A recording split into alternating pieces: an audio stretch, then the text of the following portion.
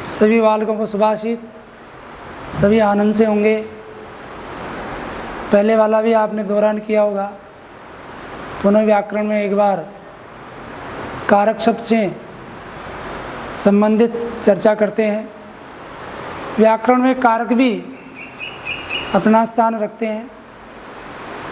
उसमें कारक किसे कहेंगे, वैसे तो आप जानते हैं, छठी कक्षा में पढ़ा है, 7वीं में पढ़ा है, फिर भी कोर्स में है।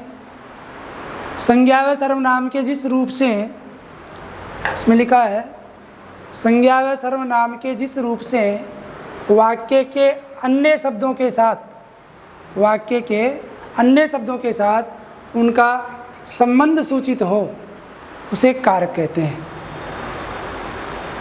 वापस देखेंगे, संज्ञा व सर्वनाम के जिस रूप से वाक्य के अन्य शब्दों के साथ जिसका अर्थात संज्ञा व सर्वनाम का संबंध बोधित हो, सूचित हो, उसे कारक कहते हैं।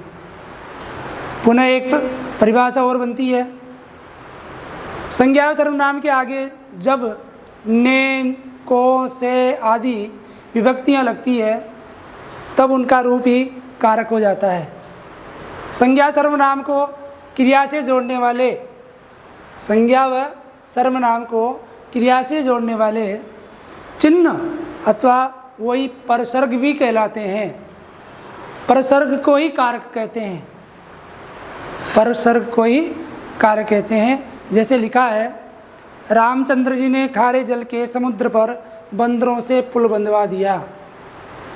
रामचंद्र जी ने, कर्ता ने, अर्थात किसी वाक्य को जोड़ने का जो कार्य किया जा रहा है वो कारक कहलाता है।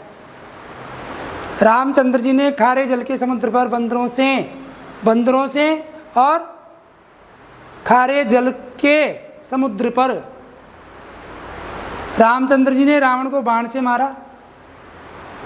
भगवान राम ने अर्थात कर्ता ने रावण को, कर्म को बाण से मारा।